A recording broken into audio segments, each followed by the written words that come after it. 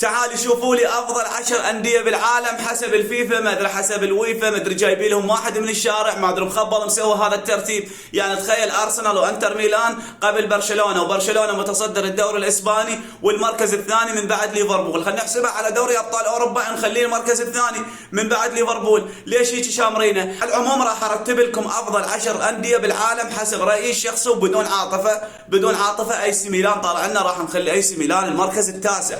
اي سي ميلان المركز التاسع. ليفربول قلت لكم بدون عاطفه راح نخلي ليفربول المركز الاول، يعني متصدر الدوري الانجليزي افضل دوري بالعالم ومتصدر دوري ابطال اوروبا بوجود كل هاي الفرق. مانشستر يونايتد، والله مانشستر يونايتد لحد الان يعاني، راح نخليه المركز الثامن، ما قدم شيء.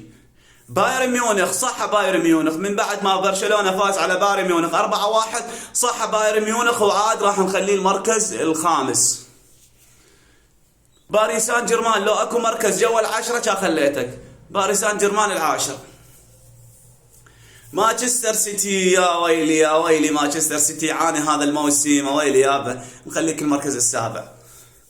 افضل من مانشستر يونايتد.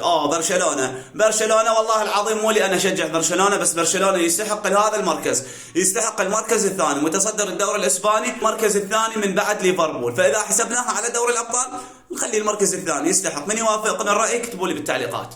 والله يوفنتوس مقدم موسم جيد، وبعد مباراته الاخيره اللي فاز بها على مانشستر سيتي، فراح اخلي يوفنتوس بالمركز الرابع.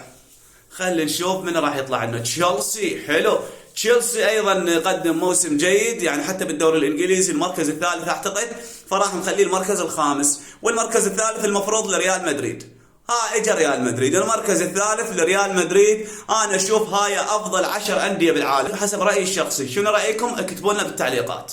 باي.